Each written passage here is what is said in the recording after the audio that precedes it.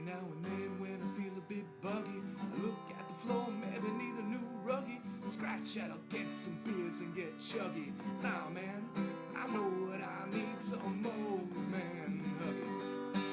Oh, Man Huggie. Some more Man Huggie. Put your headphones on for proper audio quality, motherfucker.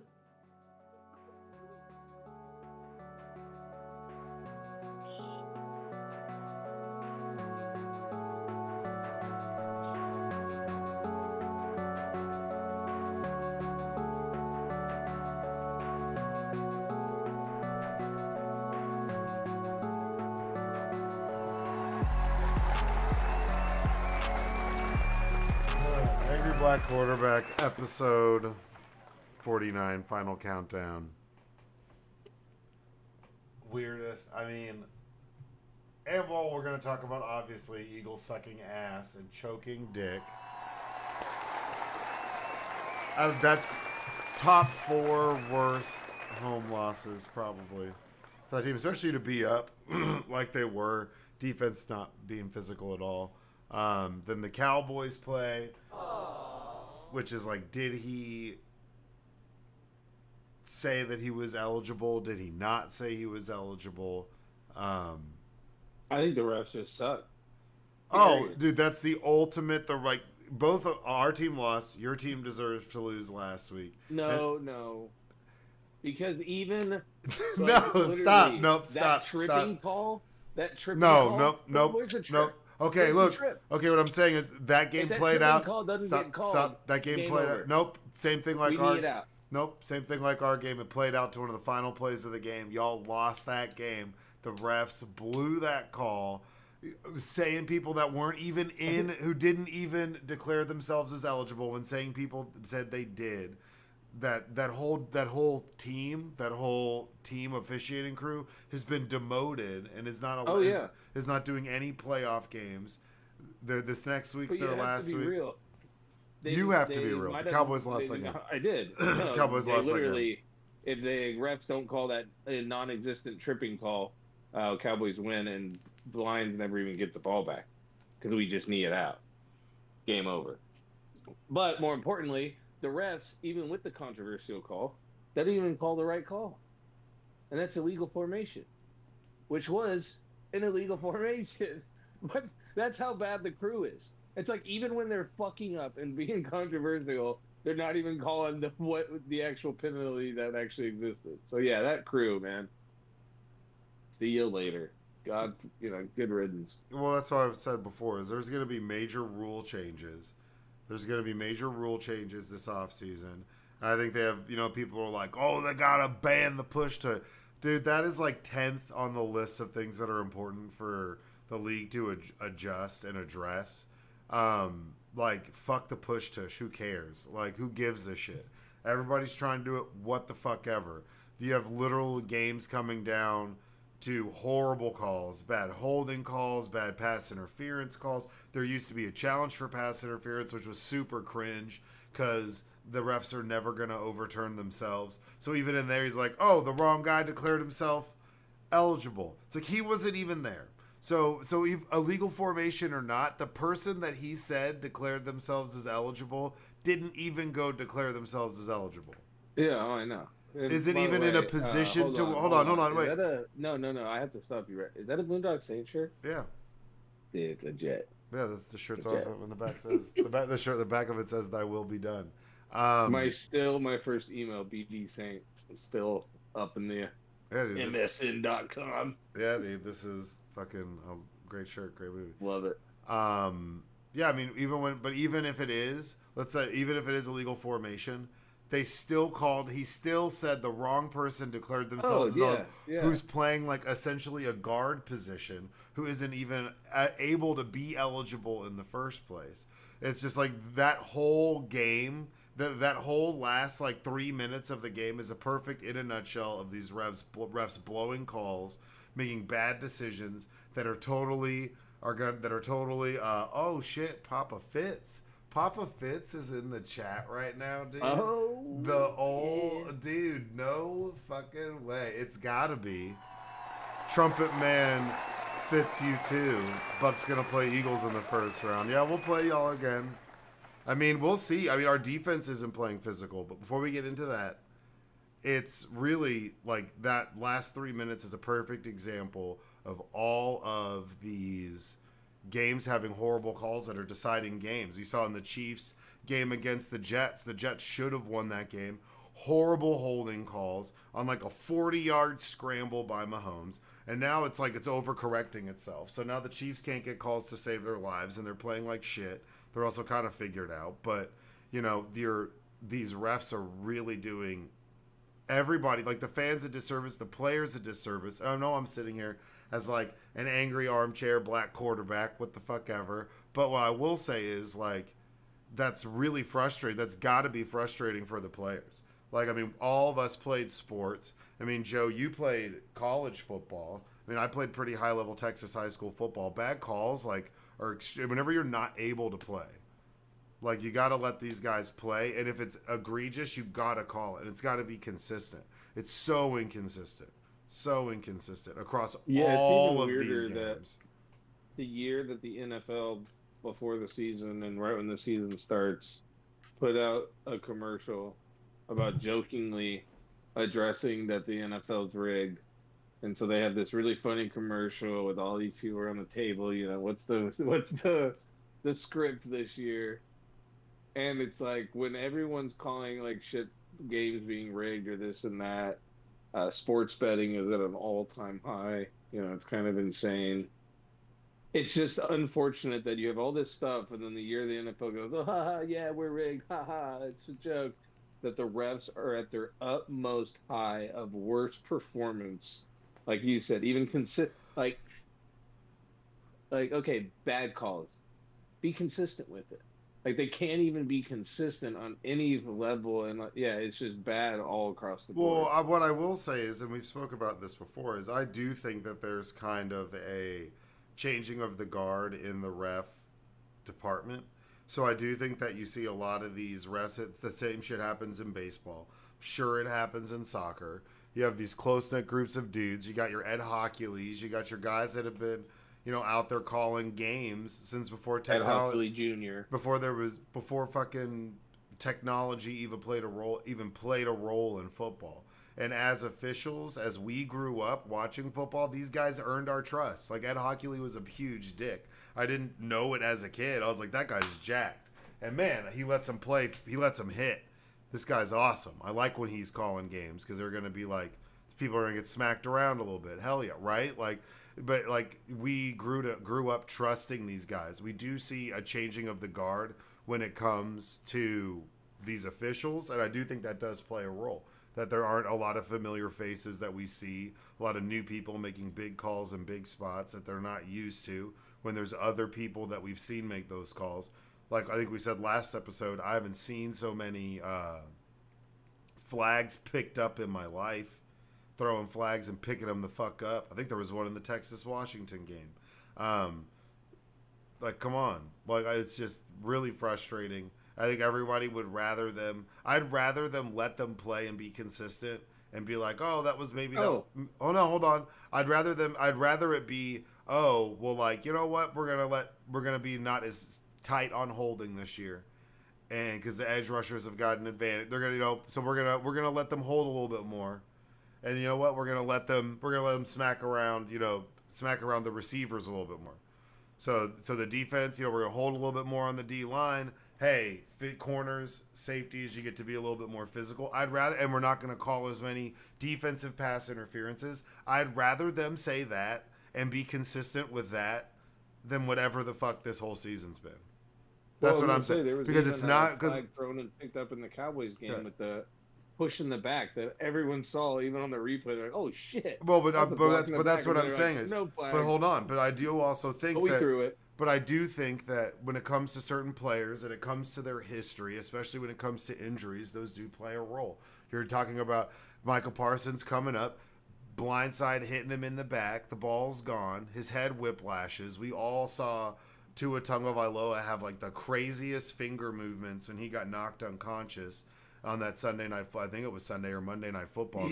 Monday night football game. I forget so like that was him. so it was him. So it's the same quarterback. So it's like we can't like that does play a factor, and that's where maybe it shouldn't. But I do think for these young refs and these people figuring out how to call these games, I think it is. I think it is playing a factor for some of these guys that are not familiar I feel like faces. that's kind of been the normal with quarterbacks for a while, as far as like your Aaron Rodgers, your Tom Brady's, your Patrick Mahomes will get a roughing the passer penalty quicker than a Sam Bradford. A lot of these like a rookie, just because it's like. And I feel like that's even been, I've heard it like the announcers are calling the game even like say something, they're like, they're not going to be, they're going to be a lot more protective of the older quarterbacks that are established, elite quarterbacks, than just some new kid. They're like, yeah, we don't really care about you getting hit hard, dude. Well, I think the game has been set up to protect quarterbacks more, and it exposes defensive players more. And, it's harder. Like, I mean, Joe, you played quarterback in high school. You also played safety. You played linebacker in college. I mean, would you say it hurts more to hit than get hit? Oh, absolutely. Like, it hurts. What, it hurts to hit? Yeah, to hit somebody hurts way more. It hurts way more. No, you get hit hurts more. Oh, you being hit? I think it depends. Well, I thought it was opposite. For me, I was a running back and a linebacker, and it always hurt more hitting people than it did getting hit as a running back. That's because like you have more control in that. See, but I felt like it hurt more to hit somebody than it did to get hit.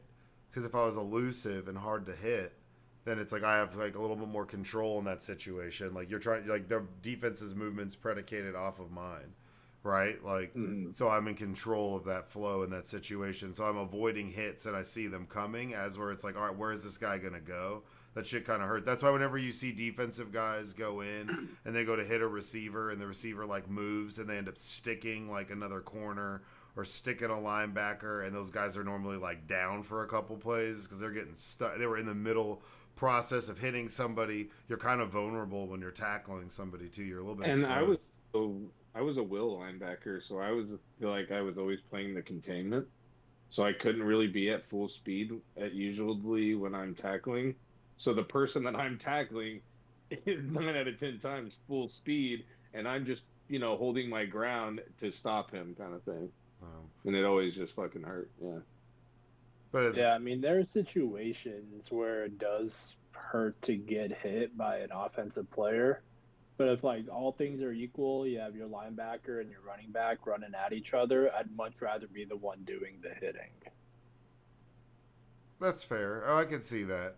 No, I guess for me it would be more. Unless you're Van Der Esch, I guess there's Sean like one-on-one. I guess I'd rather maybe rather be doing the tackling, but I guess also, but I was like running back, receiver, corner, so I was like pretty fast. So I'm like, I could probably run away from this guy, especially if they're a linebacker. I'm probably faster, so that's where I'm like, I'd probably rather be on offense. Most people who play in the secondary were really good on offense at some point in the NFL. They played receiver or quarterback, or they played both sides of the ball, and they like run around, do wild shit. Like Allen Iverson, if you watch his high school highlights of him playing safety, corner, and then him playing quarterback, it's like the wildest shit ever. Like you're like, why didn't this kid go play college football? Right. Yeah, I mean, we've just seen the inconsistent calls have been absolutely crazy, and Papa Fitz is bitching about the Bucks. We'll get to the Bucks in a second. Although I am proud of Father Time for like actually hopping on the YouTube and using the chat, making an account, getting it all set up. I mean, that's power moves, Papa Fitz. Yeah, well, I mean, we can start getting into the games. Well, obviously, I mean, before we get into that, do you guys want to talk a little bit about the game last night? Which game? Or not last night. I'm sorry, not the last night. Michigan. Well, yeah, we talk about the Michigan, Bama, Bama, and Texas, Washington. Let's talk about Michigan. Well, let's just be real. Well, hold on. Four teams. Yeah, Michigan versus Bama. Michigan finally wins.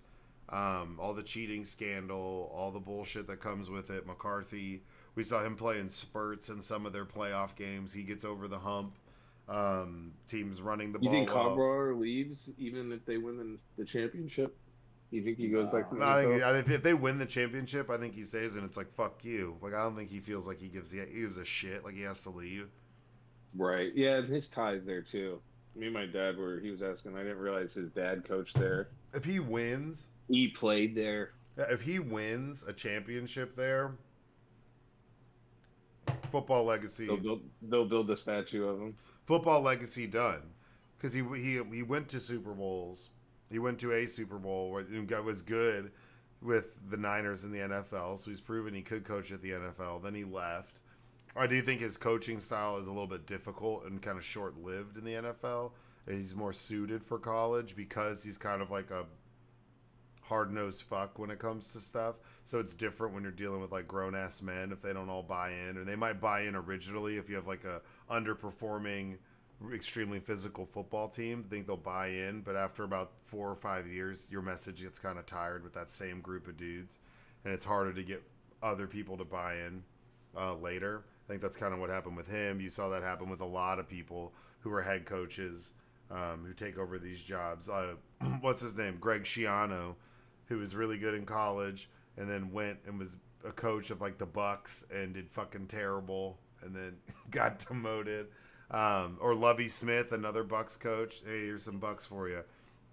Another Bucks coach who's a good physical, defensive-minded coach. He leaves. They get Bruce Arians and they win a Super Bowl. So, you know. But yeah, Well, on the other side, do you think Saban stays at Alabama? Yeah, what the fuck else is he gonna do? He's retire. Why? He's vibing, dude. He's got it easier and easier. Or not retire, even go do just college game day. No, he likes doing that gigs. I think he stays. I don't know why he would leave. That'd be stupid for him to leave. He's got it made. He's cush. He's got that job for life. He'll probably coach another 4 or 5 years. I think he wants to make. If he wins another championship, I think he stays. What do you think, Joe? How many championships does he have in total? Let's look it up. How many? Probably 3 or 4.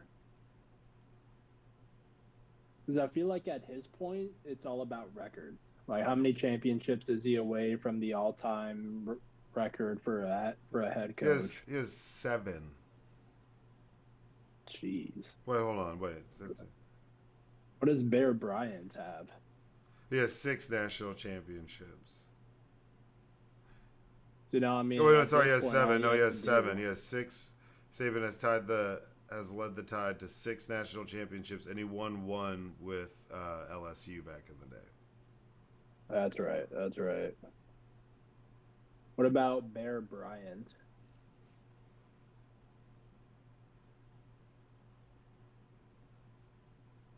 That's really all he has left to prove. Prove that he's a better head coach than Bear Bryant. Prove he's the best college head coach to ever be a part of the game. It's really all he has to do at this point. Because he's already top 3, top 5 in the conversation. Go out there, become the Tom Brady of college football. Why not? Nick Saban has the most. Oh shit! Yeah, he already holds the record. So I'm saying it's all gravy for him, dude. He can sit there. Recruiting's easy. He's got boosters. People want to play for him. I think he's got another like 4 or 5 years left, and then he'll retire. Mm-hmm. I think he'd like to win another one. Yeah, I think he will with Milroe. You think so? I mean, what, Jalen Milroe's a sophomore? Or is he a freshman? You don't think he goes a different direction at quarterback? Because that's everyone's like, oh, they don't have a quarterback. I mean, beginning of the year, yeah, but you saw how Milroe grew throughout the year, what Saban was able to do with him. He became a really good quarterback. You were watching some of the throws that he was making in the Rose Bowl.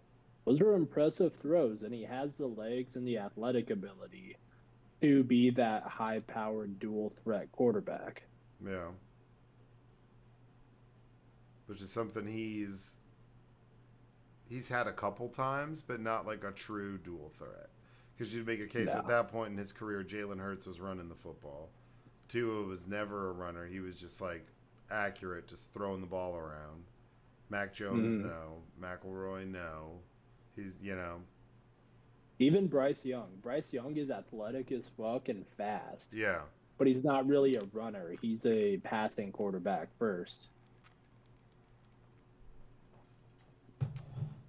She's so sweet. That's cute. Looks more and more like her mama. Oh, Aw. yeah, she's adorable. Her kid's gonna be into some crazy shit. And then Washington, Texas. How did you? That was an awesome game. Penix should be the first quarterback off the board, in my opinion, and just performance and an accuracy. Like, dude, he's so legit. It's Yeah, I didn't watch that game. It was too late on the East Coast. And then, Texas poops the bed. No, it proves that. How do you always get Ewers? Ewers. He was not the quarterback that was going to get them a national championship. Hey, I'm excited for that team. That's what I'm saying. I'm excited for little Manning next year. See what he can do. Well, I think Ewers stays a year. Why would he leave after that performance? He has no incentive to leave.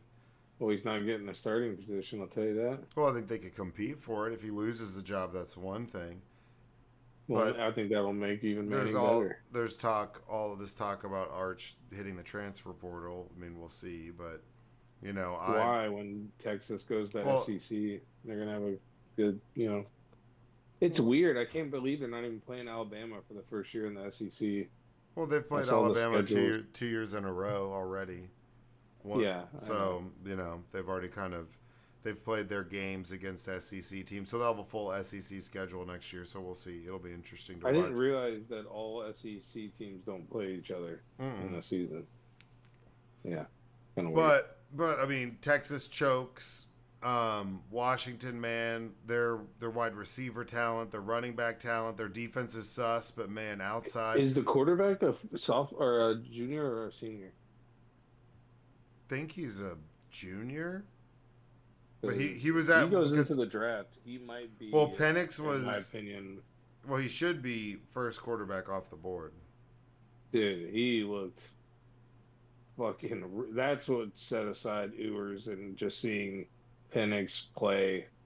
Like, he was just dropping passes left and right. No, he's a senior. His receivers made some really good. Yeah. Oh yeah, he should go. I think he's going to be the best quarterback out of this draft. Even better than what's his name, the guy that's getting all the hype from USC. Yeah, Caleb Williams. Yeah. I think Caleb Williams is going to be a bust, like most overhyped quarterbacks coming out of college are. Well, Penix is a good story because he started out at Indiana, had a good run with Indiana, played really big in some big games. Had some knee injuries. So he was like way more of a dual threat. Like, he used to run quite a bit back in the day. Had some knee injuries, overcame those, and then whenever he went to Washington, he really worked on like becoming a pure pocket passer. And he throws the ball well. They're wide receivers from Polk to Roma Duze and what's his name? McMillan's nasty. Atlanta, yeah, well, I mean, I would hope not Carolina because he's someone who's probably going to slip into. He's going to be taken probably in the top 15. I mean, if people are obsessed with, people are obsessed. No, but people are obsessed with May. Someone's going to take Caleb Williams over him just based off of hype. Because Caleb Williams and Drake May are going to make people fall in love with him in their pro days. Washington could go for him. They're looking at the second pick, right? So Washington Redskins, they don't really have a quarterback right now. Yeah, but I mean, what I'm just saying is, when it comes to testing the measurables coming out of the combine, somebody's going to take Caleb Williams and Drake May probably over Michael Penix Jr. I'm not saying that they should. I'm just saying somebody will, because that's how this league fucking works. People take Trubisky over Pat Mahomes. I mean, stupid shit happens. Well, like I said, I think if Washington wins the championship and if he comes out and has another game like that, I feel like he has solidified. Like he's like literally I been said like, hey, how top can you 15 not pick pick. me? Top I 15 just pick. threw. I think that's a good pick. I think the top 15's a bit. He could go to somewhere like the Vikings. He could go. He could go to all sorts of places. He could go anywhere. There's a lot of teams that would going to want somebody like him on their team. The Broncos. Broncos could take him. That's what I'm saying. There's a lot of teams that could sit out there and want to go after this guy. There's a couple teams that are gonna. People might move up to take him. Top 15. Yeah, did we Because talk coming about into that? this year, he was probably maybe a top. He was maybe like a second or third round pick on like a flyer. Be like, we like his tape. We believe in him. We're taking him in the second round. Did we Before talk this year. last week to Joe about Wilson getting benched? Well, hold on. Let's go in order. Let's And go his in order. take on it. Well, I didn't know if that had happened yet before last week's episode. Yeah. But I mean, I'm pulling for Washington. We got an old school Rose Bowl championship game in a Washington, Michigan. So that's kind of old school. It should be cool. Advantage interior and defense, Michigan. Advantage outside the numbers, offense and explosiveness, 100% Washington. Washington wins close games. They don't like blow people the fuck out. They're like the one team that was in the playoffs that doesn't have some like, oh, we won 55-10 every game they win. Even when they're 55, it's like 55-48. Like they win some wild games, really close scores, really big scores. I mean, I'm pulling for Washington. I think this is going to be a good fucking game. I'm pretty stoked. Well, that's what I was going to say earlier. I think this is the best two playoff games we've had in a long time. Yeah, leading into both games, man, and leading into expanding the playoffs. This is proof in the pudding that we should do that. There should have been. You can make a case that other teams deserve to be there. So now you can make a case. No, if you wanted to say that there should be other teams and you should expand the playoffs, you could make that. Oh case. Yeah. You could make that case. It would have been I'm cool. Just saying, that like Florida Washington, game, what a joke. like Washington versus Mizzou. If that was a matchup before an extra round, that would have been a good game because we saw Mizzou beat Ohio State, or even if it was an Ohio State versus Washington, that would have been a good fucking game. That's what I'm saying is there's other matchups so you see the benefit in expanding the playoffs overall. Not saying, yeah, I think. But yeah, I mean, I think the two best teams rating wise, like and what they pulled. It's exciting. This is the first time that Washington's won a championship in their just like conference since like 91 or 92, some shit like that. So it's cool to see them go on this run at the end of a division that they're in that's defunct and doesn't really exist anymore. To go on this kind of final run because we saw a couple of teams, Texas doing the same thing, go moving, and it'd be like the last time. So it's cool to see Washington do that. I'm pulling for Washington. I wouldn't be mad if Michigan won either. So I don't really have like a dog in the fight. I'm just kind of excited to watch the game. But it's what I was hoping for. I was like, I hope it's Michigan Washington. I hope that it's a good game and Michigan gets over the hump. And if they get disappointed again, it's in the championship. And it's to a mad underdog like Washington. Not like, oh, they lost to Ohio State, or oh, it's Bama, or oh, it's like I'm so fucking tired of the same shit when it comes to the playoffs. So that's why I'm also pro expansion. So it's not just the same fuckers every year playing in the playoffs. And somehow Notre Dame sneaks in every 2 years because somehow on their schedule they played Army, Navy, Air Force, and the National Guard. I'm like, I don't even know the National Guard had a fucking team. How is this on prime time on a fucking Sunday night? How did we cancel Sunday night football for the Notre Dame versus the Waxahachie Army Reserve? Like, get the fuck out of here, dude. Oh, they're not in a conference. They should be in one. Shut the fuck up. Sorry, that's a whole nother. It's like Angry Black Dean or something. Fucking that. I hate Notre Dame. That's why I hate Notre Dame. Is all of like the treatment. It's like everybody's like racist grandpa's favorite football team is fucking. Well, I'm saying, I want to know both y'all's take on Florida State bitching about not making it. I think they had a case to bitch about it, but hold on. Yes, playing a legit team. You could make a case that is going to start all their starters that just got knocked out of the playoffs. But Georgia said, you know what, fuck it, we're gonna play. This is a game. And Florida State does all that bitching, and then sits all their starters or they opt out for other multiple different reasons, whatever. I call it being fragrant little bitches after you bitched No. all the time. You don't. No. Let's be real. If they started and got their ass whipped with Georgia, it would have been proof. But yet they said, "Oh no, we're not going to play," and let Georgia still whoop the shit out of us. No, man. I watched that game and just you could laughed the make whole it. time. They had a case to be pissed off that they weren't selected to go to the playoffs. That's legitimate. I had an argument. They had a case for that. Yeah, Whether but you then hold on.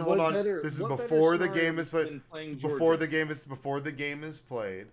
Before that game is played, right?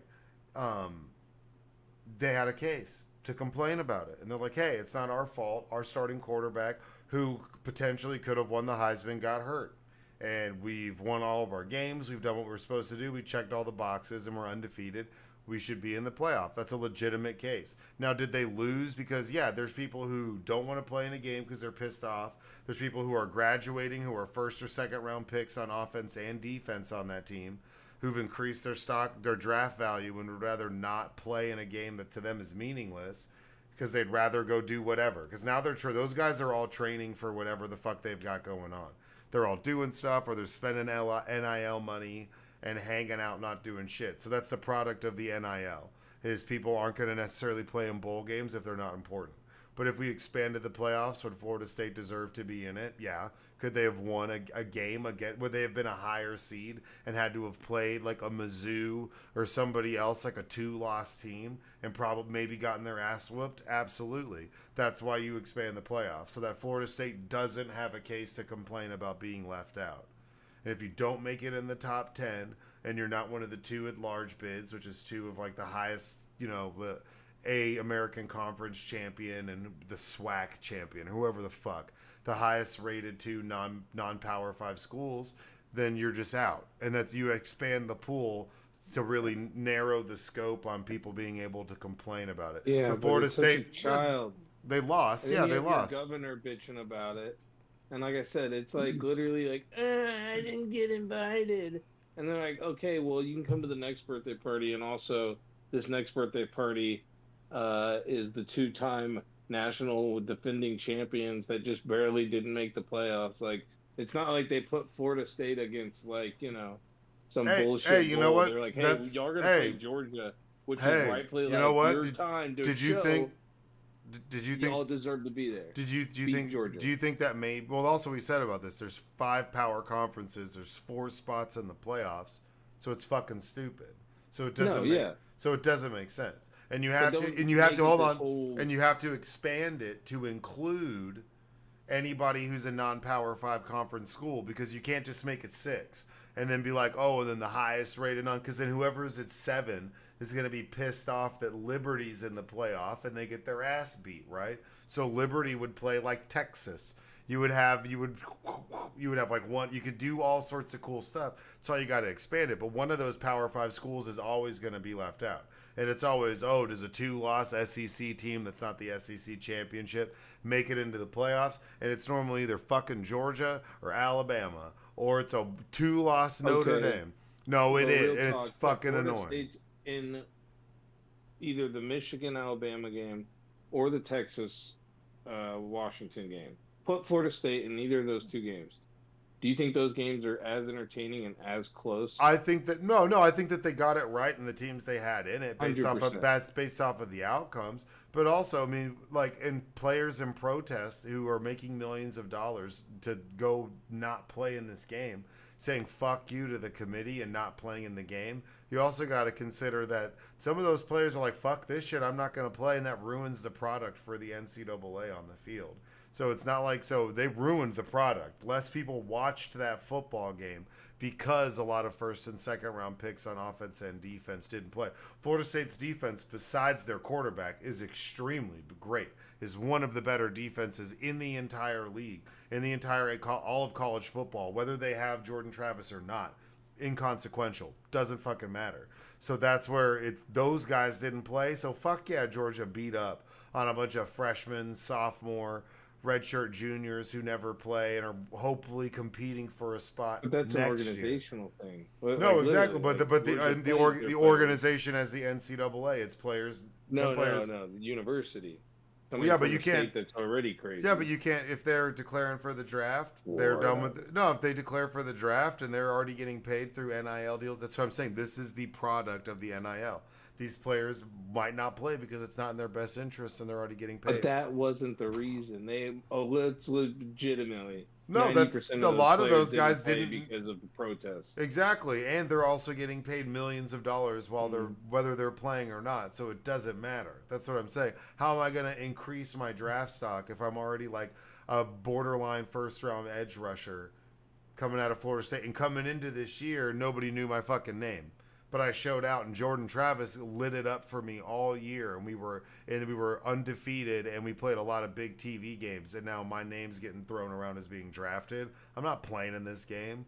Where's my nutritionist? Where's my sprints coach? I got shit to do. Okay, well, I'm making a call. I'm heading out to Malibu, and that's because these guys aren't worried about like, oh man, if I don't show up and play in this bowl game, I'm gonna look bad. And like I'm a bad teammate, that whole mystique about like I gotta see it through and I better show up to the Senior Bowl even though I know I'm gonna get, but I just gotta show that doesn't exist. The NIL. Well, it's their coaches. You're no, literally, the coaches. The coaches. Georgia literally did it. No, but that's because it's fucking Georgia, and Georgia's like, well, we're gonna do what we do because Georgia's gonna go out and prove a point that they should be there and somebody else shouldn't be. That's all it is. Well, so they're trying to prove a point that they deserve that. Bitching as hard as Florida State. They literally took Florida State's whole. They go, oh, that's your problem. We're gonna take that and just show you how to handle it. Yeah, I'm just saying it's product. It's the NIL deal. It was like Georgia was the adults in the room and Florida State was the kids. And they go, hey, kids, this is cute, but let the adults show you how to fucking work this thing. Well, yeah, because in comparison, some of the people they were playing were like fucking kids in like game experience that year. Yeah, they got smoked. Then they knew Florida State winning. They didn't care. That's what I'm saying is they didn't give a shit. They showed up and like the people who had something to play for, or wanted to show out, or were competing for a spot next year, and don't want some recruit to come fill their spot, which is probably already on the chart, or wanting to get something in a bowl game on tape to go transfer. Those guys. But now you have DJ Ungalagaloa from Oregon State is transferring to Florida State. So they just got a quarterback for next year who could probably show the fuck out. So Florida State might be back next year. We'll see. But those games were good. But we can get into these NFL games. Saints, Rams win. Rams in the playoffs, correct? They're in? I think still stuff has to happen this weekend. Okay. I think they have to win. If they win, they're in. And they're starting Carson Wentz this week. Really? Yeah, starting Carson Wentz. I didn't even know Wentz was on the ring. Yeah, they signed him, man. Dude, Wentz. Didn't even know he was still in the NFL, to be quite honest. He hasn't been. He's just been spending his $160 million living and hunting and doing Jesus fundraiser work. Oh, no, I unfollowed him on Twitter a long time ago. Bengals lose to the Steelers. Steelers light it up. Did you see that George Pickens has over 1,000 yards on 56 catches? That's crazy. That's wild. That's insane. 56 catches and he has 1,000 yards. How's that even possible?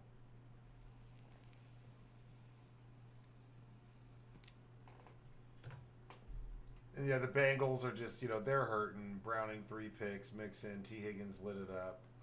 Rudolph had 2 touchdowns. Najee Harris, George Pickens 4 for 195. Wild. Isn't that crazy? Oh, I'm sorry. I was on the week before. Damn. Stupid. Joe Flacco, playoffs. Do the Browns make it to the Super Bowl? I think they're a dark horse. They have a really good chance. What do you think?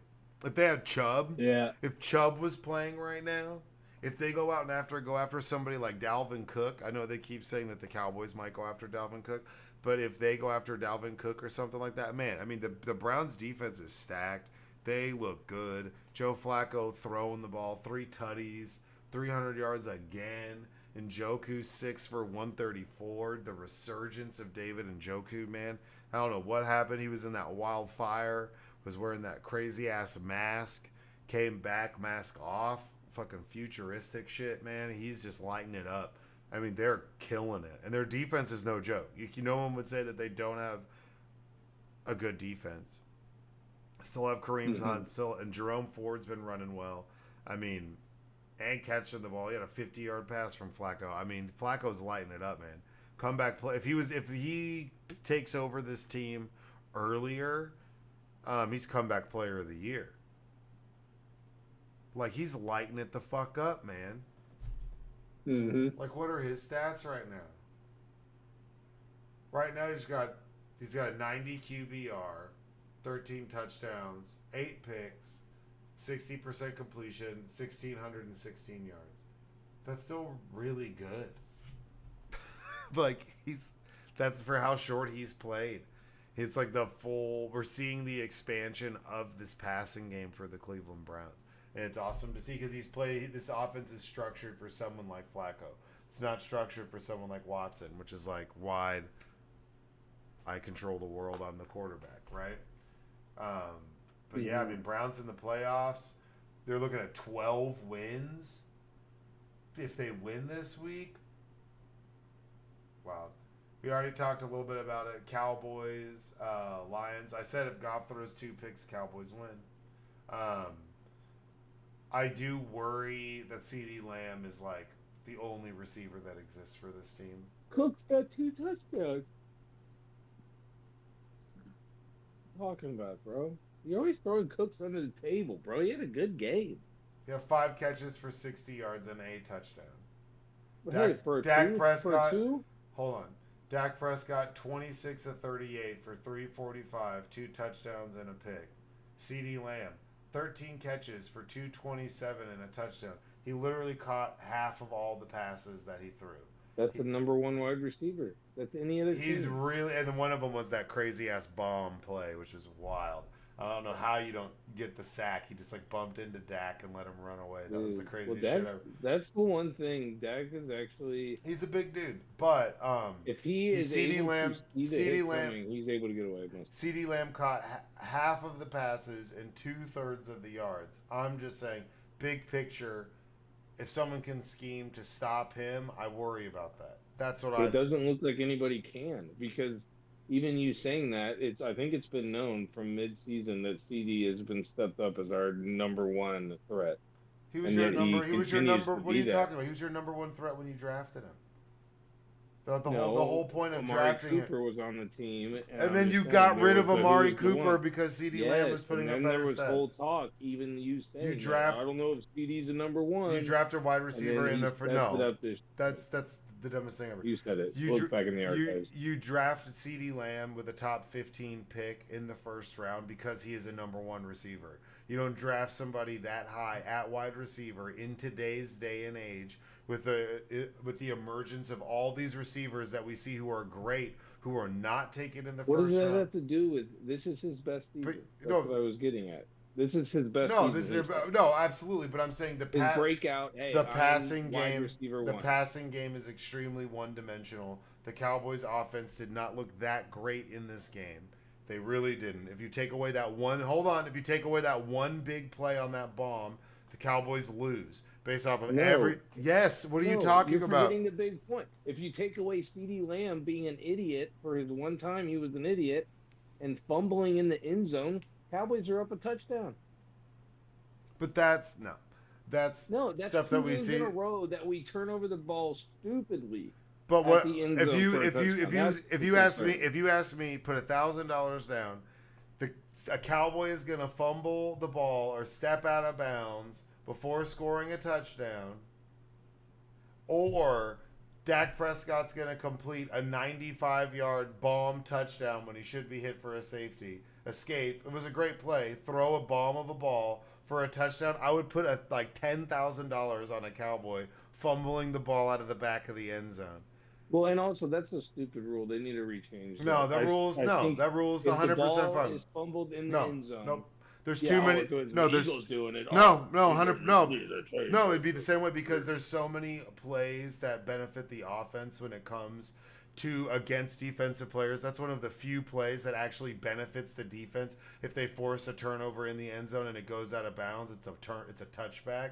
Other than that, everything else they do is so extremely criticized. You can't take a rule like that away from the defense, another rule away from the defense. I think it becomes too lopsided. No, I'm serious. It's the same thing as like, okay, it's not, if you throw it out the back of the end zone and it's not intentional grounding, I think that's fair. You can't. You say take away from the you defense. can't. It was a new rule implemented like a couple. That rules existed. Yeah, look it up. No, that rules existed for a long time. No, look it up. Look it up. Joe. No, when you played high school football, if you fumbled the ball out of the end zone, it's a touchback. It's never been, oh, you keep the ball. If you're fumbling and you fumble through the end zone and out of bounds, it's a touchback. Untouched by a defense. You mean touchback or safety? Or it's a touchback. No, if you're the defensive player and I intercept the ball and leave the end zone and then go back in, that's a safety. But I'm saying if I'm a running back and I run and I fumble the ball before I cross the end zone and it goes out of bounds in the end zone, it goes to the defense. Like on the CD Lamb play where he was trying to run for the touchdown after the catch and he fumbled it and it went out of bounds in the end zone. That's a turnover and it's a touchback. It's a fumble because he fumbled the ball. I'm curious what Elwood's going to pull up.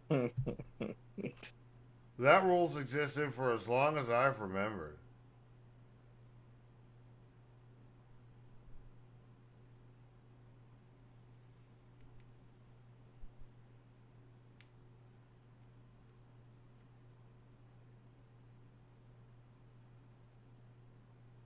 All right, let's see. Y'all don't have to be silent, way.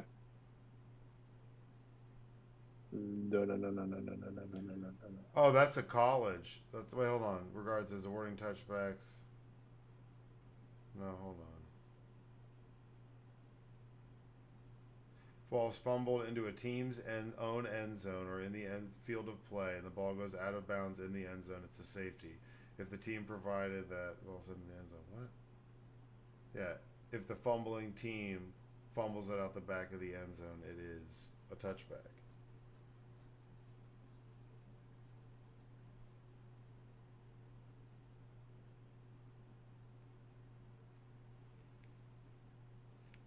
There we go.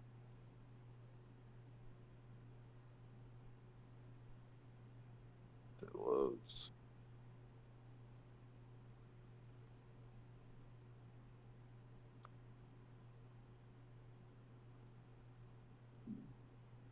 Oh, so the rule.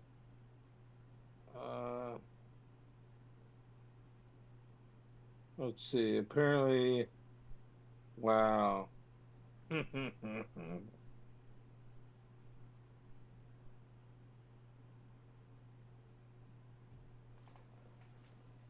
Because the thing they changed is that you can fair catch kickoffs. That's a touchback. Which is like a college thing. Okay, so when this rule, I got to read this. Walter Camp, the father of American football, put together a rule book to bring some order to the game that was still in its relative infancy. So Camp defined a touchback as any play where the football ended up in or out of the offensive team's end zone on plays where the impetus which sent it to or across the line was given by an opponent. That not only applied to kicks, interceptions, and yes, fumbles, but also incomplete passes, which hinged on the logic that the quarterback was responsible for throwing the ball into the end zone in the first place. Literally when the role was hold on, because that it rule even had it were incomplete passes. Well, you're talking about that's me getting an interception in the end zone and just kneeling. That's not me. Or me picking up for more than 25 years until the NFL updated its rules around 1920 to remove incomplete passes from the list of plays eligible for touchback. However, the league decided to keep the fumble on the books, but it says for decades the rule wasn't really enforced Prior to the advent of replays and challenges, officials tended to err the side of entertainment while allowing the team that technically turned the ball over to retain possession on the goal line in the wake of fumbles like the one Jefferson committed. Apparently, it's talking about this Vikings game. However, the tide slowly but surely began to turn as more teams understandably cited the rule to ensure they were given the competitive advantage it grants them.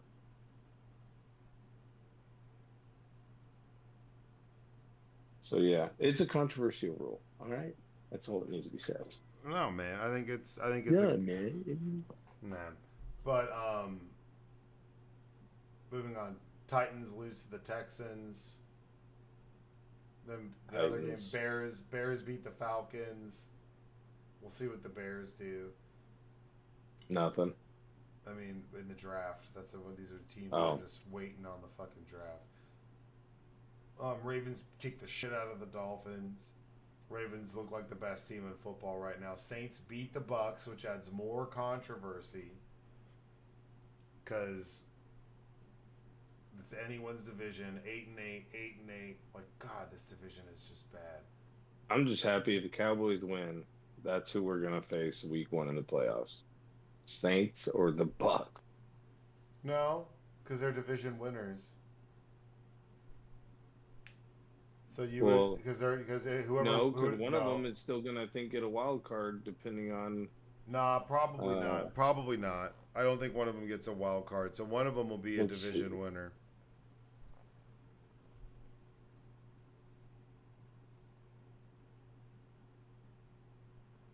Like if the Packers win, Seahawks are 8-8, Packers are 8-8. So maybe. I guess it's possible, but it's more than likely like the Bucks win this weekend. They have a home playoff game. That's probably who the Eagles play. The Eagles probably go to Tampa and play the Bucks for a second time.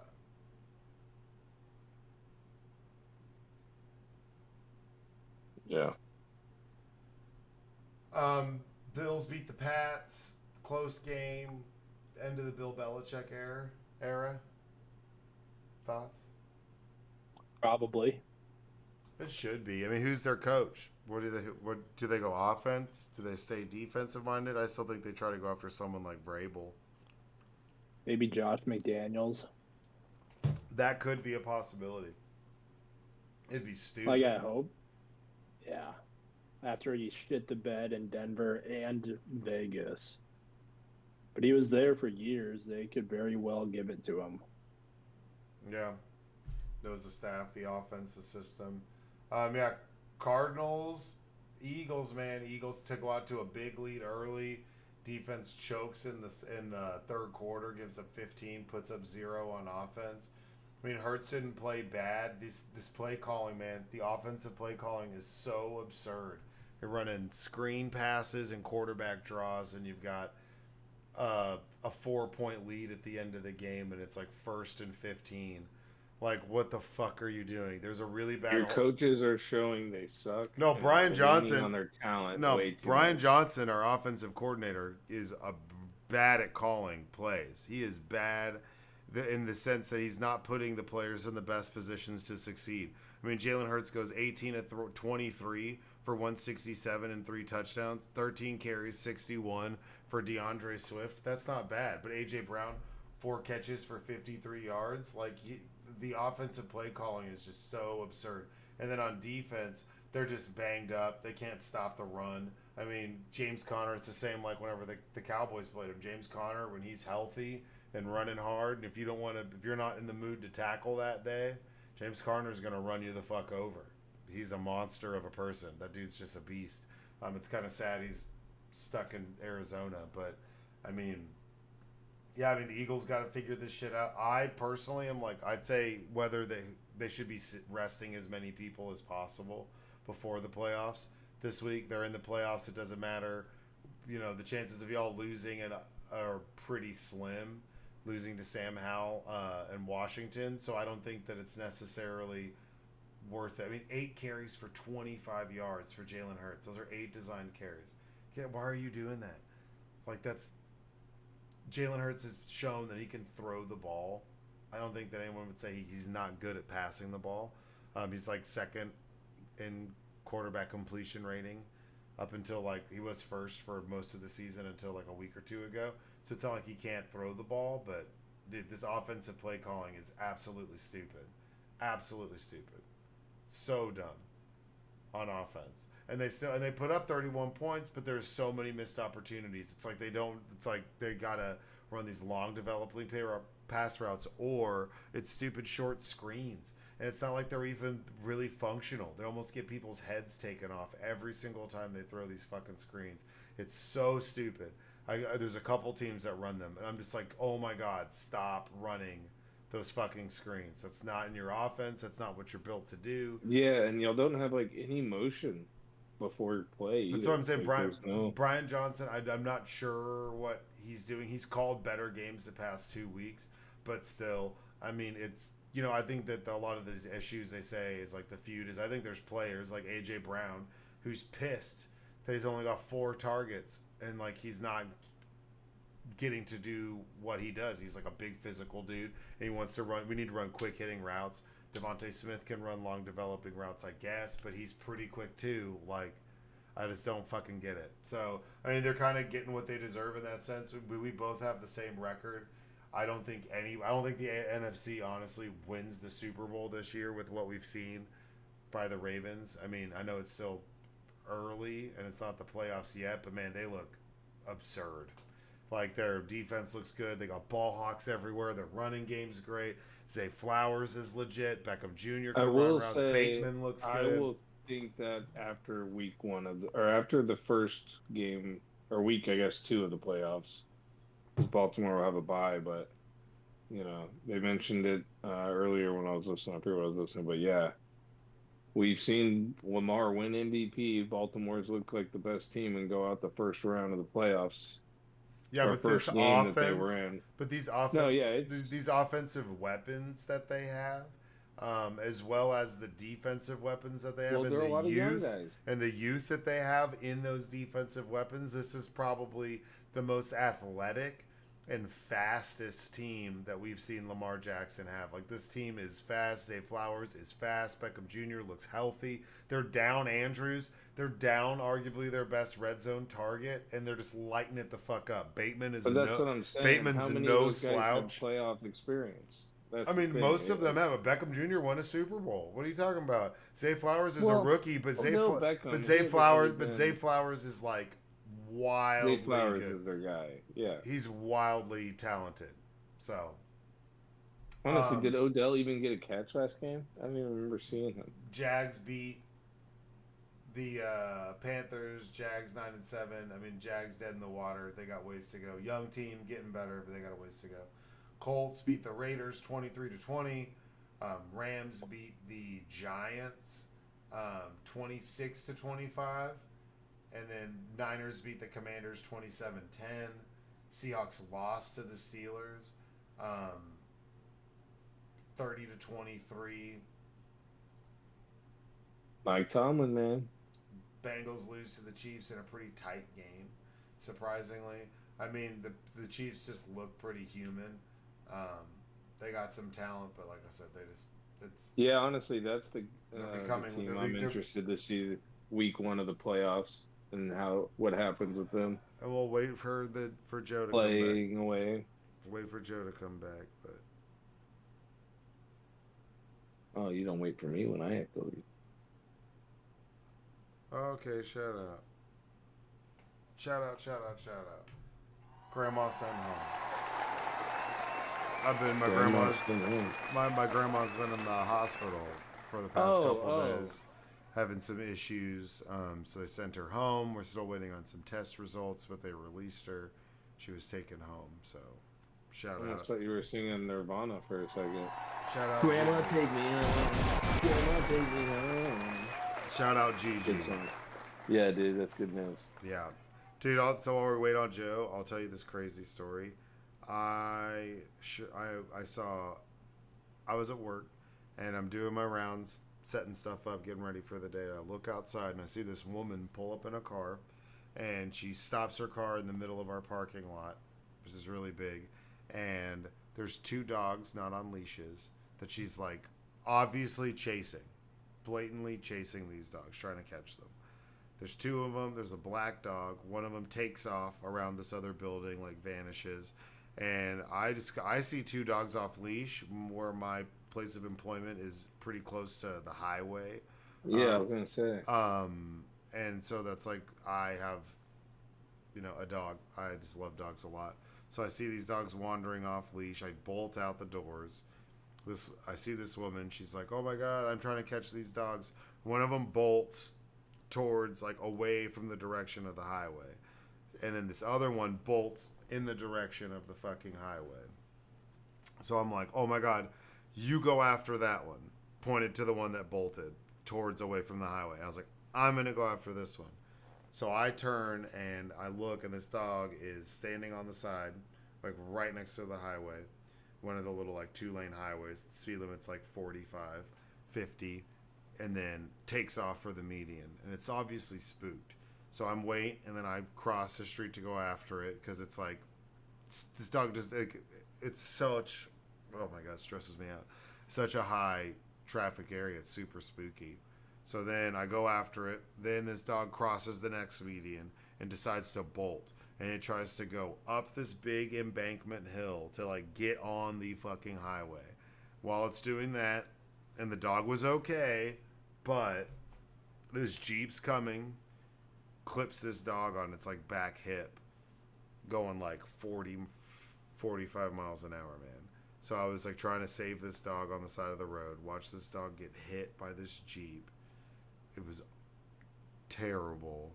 Then the dog ends up being surprisingly okay, gets up, wanders into this drainage ditch, and then like I get it, check it, dog's totally fine. I sit there. Then there's the other woman has caught this dog. She comes around. There's another woman on foot running down the median of the highway.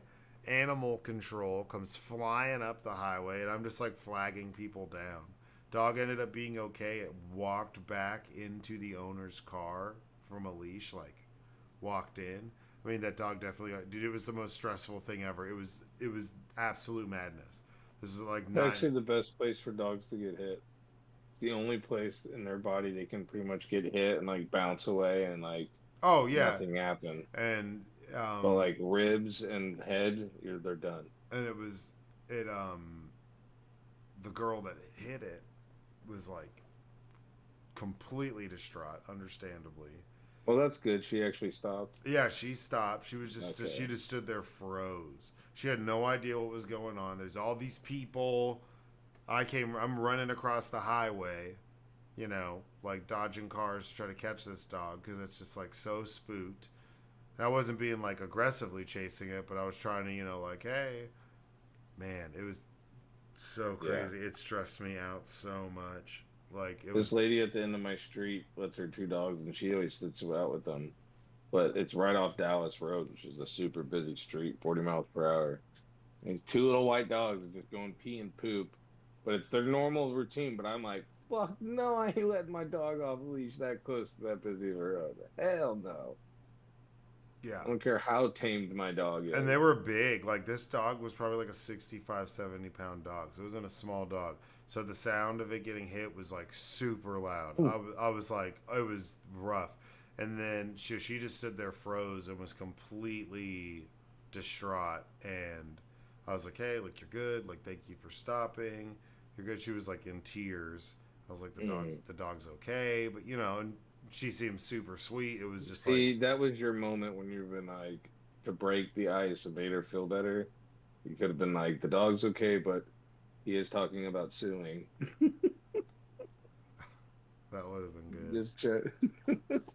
No, he's talking about pressing charges. No, she had like 90 stickers on the back of her car. There was like a coexist. Yeah. So she was like, this was like, she's gonna trauma dump this later for sure.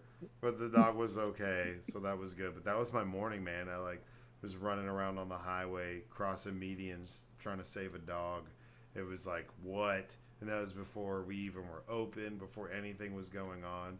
And they had like electricians there, plumbers. So they're in the parking lot, like, what's going on? Like, hey, do you need help? Like, it was just like it was pretty cool because there was just like by the end of it, whenever we got the dog's okay, the owner shows up, there's like 9 random people there, like trying to help catch this dog. And it was like, oh, like those are moments where you're like, man, people are awesome. Like, I don't know this lady, didn't even really get her name. She was, her mom's dogs escaped, so it was her elderly mom, and so she's super distraught trying to catch these dogs, and random people are helping her. So she ditched her car like on the highway way down. Like apparently they've been chasing them for a bit.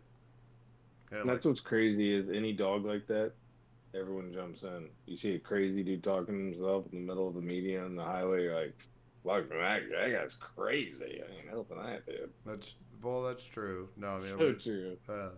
We don't all run to help, especially in that area, South Lake Grapevine. They see a homeless guy, they run to tackle him and citizens arrest. I don't know about that. It's more of officer. I saw a homeless person in a reporter. There's a person of color who looks suspicious. He's my neighbor. No, I know he lives there, but he's just very suspicious. All right. Broncos beat the Chargers. Jarrett Stidham slanging for Bronco Nation. How are you feeling about that, Joe? I mean, he did all right. He did about as good as I would expect Russell Wilson to do, so I don't know. Because, Elwood, to go back to what you were saying earlier about what we talked about last week, I was under the impression that they were actually doing it to make sure Russ stays healthy so they don't have to pay him the $40 million, $30 million due at his physical in March, I want to say. Yeah. Then all the stuff has come out about how they're actually benching him. They wanted him to take the pay cuts. How Sean Payton's pretty much been the biggest dick in the world to Russell Wilson. Like, that's fucked up.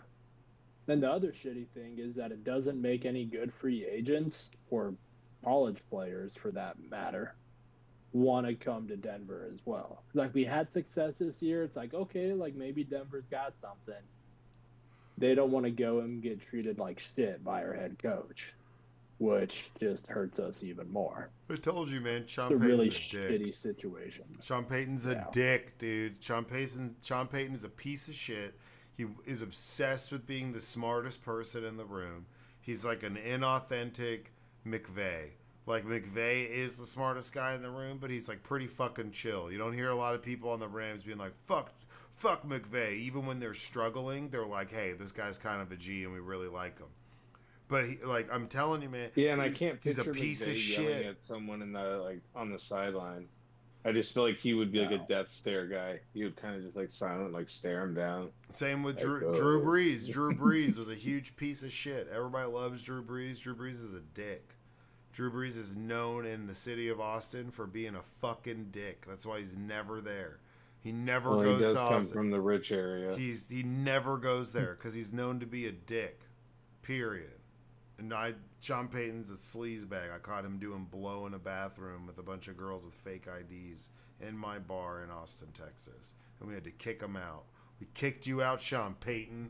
I kicked you out. You thought I forgot. In the lockable handicap bathroom. You sick fuck. And you were married at the time. He was still married. This is before they got divorced. And then like 8 months later, it's like, oh, Sean Payton and his wife get divorced. Not a shocker. I saw the wildest shit at that place. Whenever Ryan Mallett, R.I.P., shout out Ryan Mallett, really good quarterback, great at Arkansas. When Ryan Mallett was starting for, I want to say, the Patriots, and there was injuries, and he was doing pretty good, but he got benched. Do you remember? He got cut, and there was all this controversy about him missing practice and being late. They played the Texans the day before they played the Houston Texans. He was in my bar in Austin. I was like, that guy's got a game in like 9 hours. How are you gonna get to? Wasn't that the ranch? It's like it's like a 4-hour drive. Ranch, that's right. And you don't miss Ryan Mallett. That motherfucker was tall as shit, like 6'7", super tall. Just I can't believe he started bartending in there for a while too. Yeah, I think that was after your time. Yeah. That's that was a good little spot. But rolling dice with VY. All sorts of shit. I saw all sorts of wild shit. all sorts of wild shit. But I mean, yeah, fuck Sean Payton. And that's not even. He's a dick. He's inauthentic as fuck, and that's his shtick, man. Like, we'll see. You better hope he drafts a good quarterback and he believes in him and doesn't treat him like a piece of shit. Because if he does, this is like, these old fucking dinosaur coaches are so unoriginal and they're not innovative at all. Sean Payton was innovative when he was with Dallas. And then he took that offense that he had in Dallas, tweaked it a little bit, got a better quarterback that was a little more accurate than Drew Brees, and there you go. And got lucky with some home run picks like a Jimmy Graham. Got lucky landing Darren Sproles and him staying healthy as long as he did. Like, he had a little bit of luck when it came to that shit, right? I mean, it wasn't lucky that he drafted Brandon Cooks. Brandon Cooks was arguably the best receiver, and he was the first receiver taken in that draft. So it's not like Brandon Cooks was some shocker that, oh, this guy's going to be really good. Like, he got lucky a little bit, and he had great talent at quarterback, but Sean Payton is like a fucking asshole. At least in my opinion. Seems like a dick, and you know, I think he's going to keep that job for a little while, and I think you're going to have to see him fail a little bit more. And he might give you flashes of greatness, but I just don't buy into it. I think he showed it too when he was on the show last year with the boys. And it's like Terry, Howie, and all them, like, just showing their character. You can tell, like, they're all good guys. They all give each other shit. You know, they all have fun. I feel like any time you saw when it was, like, someone talking shit, like, or messing with Sean, he would literally, like, get, like, offended or, like, butthurt and, like wouldn't play along with the other guys. It was like, yeah, he doesn't belong with this group. Yeah, like, you could make a case the worst thing you could have done for Sean Payton's ego was let him win a Super Bowl. He's one of those guys where I was like, I hope he doesn't ever win one, because if he does, he'll never shut the fuck up. Like, ever shut the fuck up about it. He's one of those guys, you know, like Chris Anderson, the Birdman. It's like, ugh. Like, if he wins one, that's like, that's it. That's his whole identity. Like, it's all validated now, and that's really frustrating. I feel like it's the same with Sean Payton. Because up until winning that Super Bowl, they were kind of underperforming, and you can make a case the Saints underperformed a lot. He rightfully deserved to lose his job whenever he was no longer the coach in New Orleans, and they're still dealing with the fallout from his bullshit and his bad contracts and his bad draft picks and his bad wheeling and dealing. That you could make a case that the Saints are still dealing with those repercussions. So I just don't know why all these old heads are just obsessed with Sean Payton. It's the same with Andy Reid. Andy Reid's a great coach, and he's a great offensive mind, but Andy Reid is more Andy Reid now than he's ever been, which is like, oh, I don't need that guy, and I don't need this dude, and I can get it done with a hodgepodge group, and they've invested a lot of money in their defense. I get that, but so did the Eagles. We had Javon Curse, Jeremiah Trotter, Brian Dawkins, Pro Bowl corners, but we had James Thrash, Todd Pinkston, Kevin Curtis.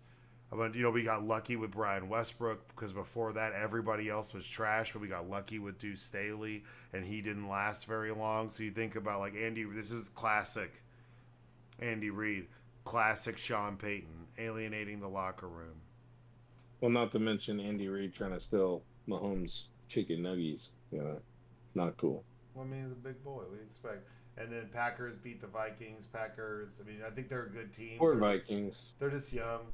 I mean, the Vikings talent-wise, I think are better than anybody gave them credit for it. To go through what they've been through and be 7-9, they could easily be an 11-win team if they have Kirk Cousins. You could make that case that Jefferson the whole year.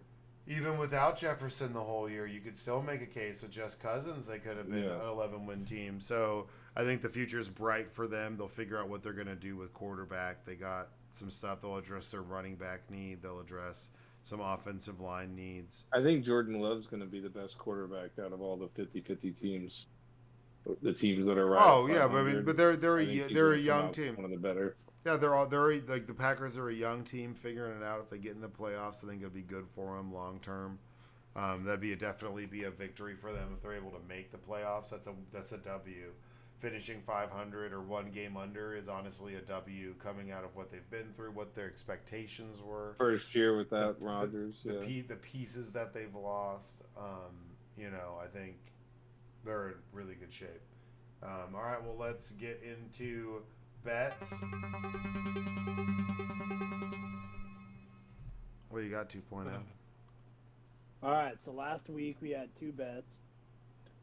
Took the Ravens, Ravens -3, I want to say it was. Ravens -3, that hit pretty easily. They absolutely destroyed the Dolphins. No need to really get into that. The Rams did not cover the 5.5 against the Giants, though. That was a really close game. Believe they ended up winning by 1. Yep. So 1-1 on the game, 1-1 on the day. Not bad, down the juice.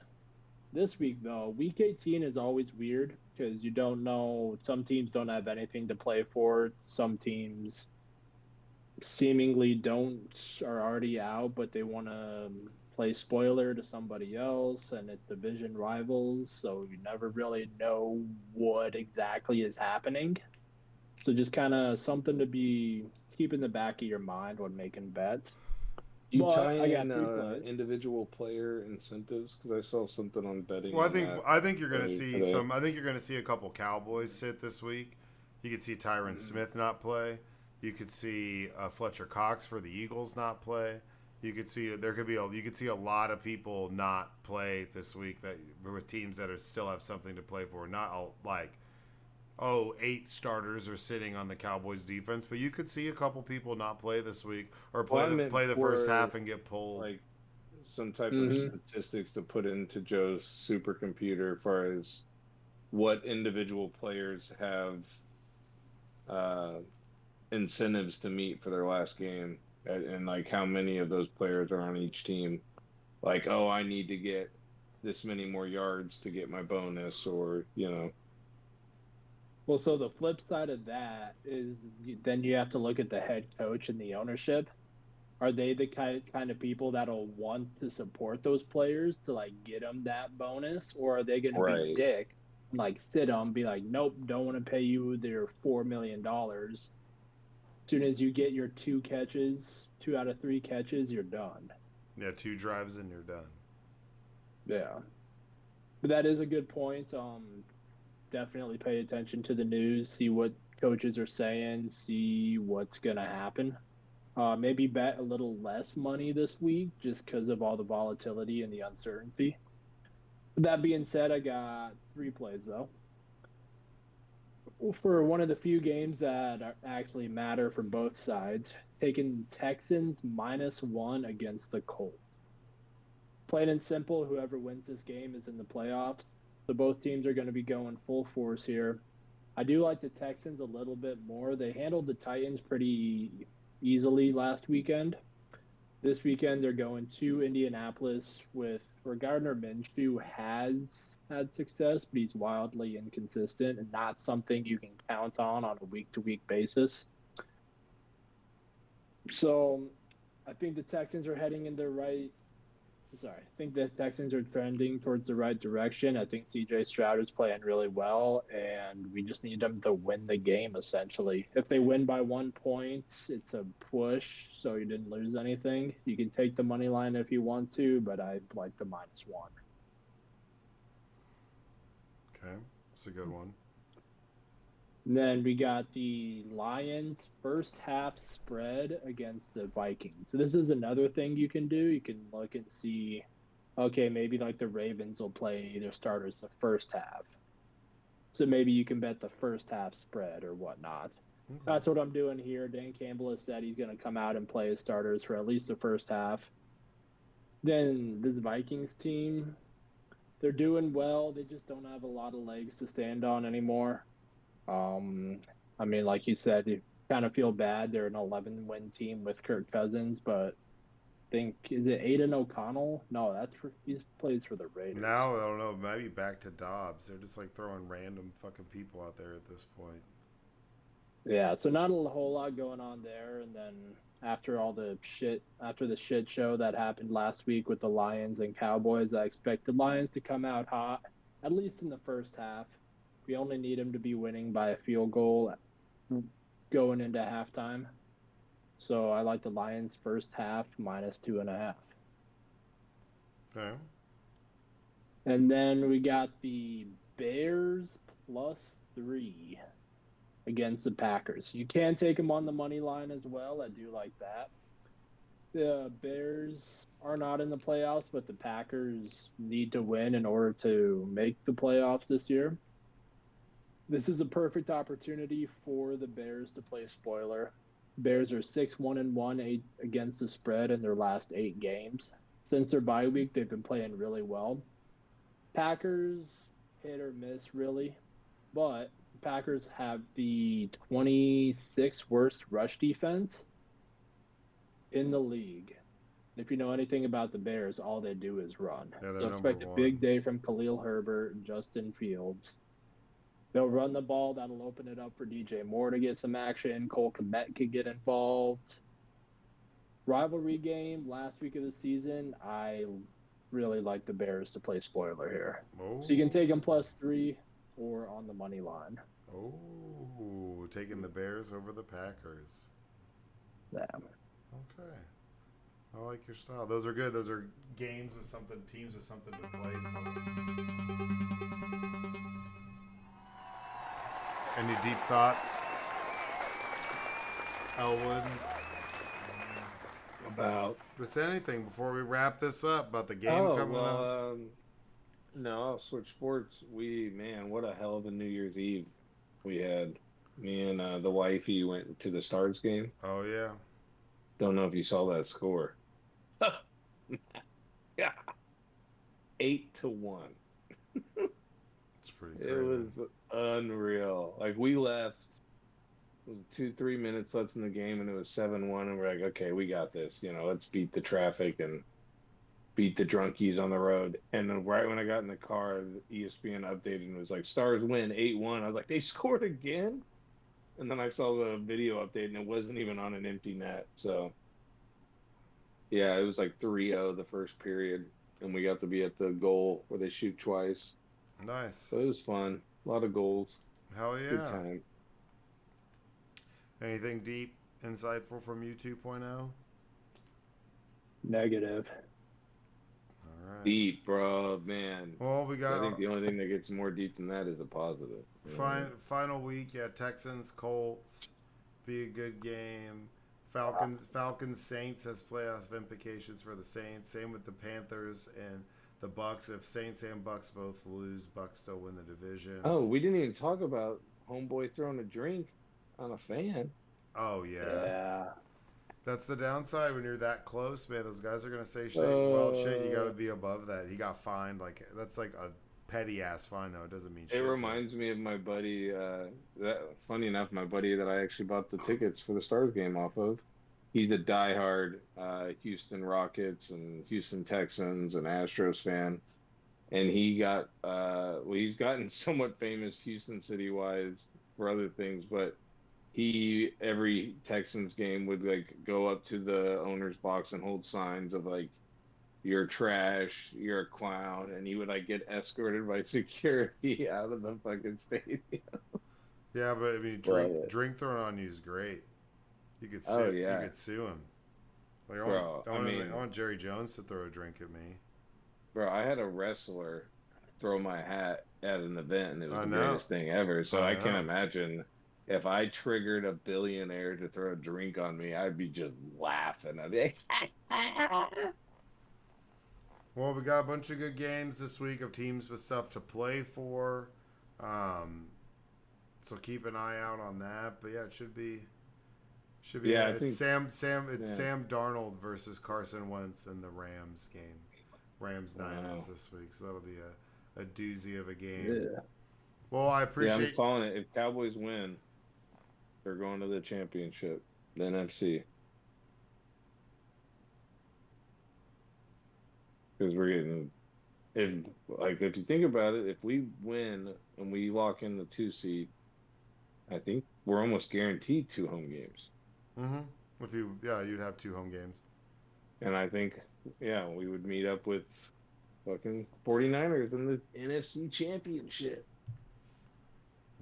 We'll see. We'll see. Well, I appreciate you guys being here like always. Thank you. Yes, sir.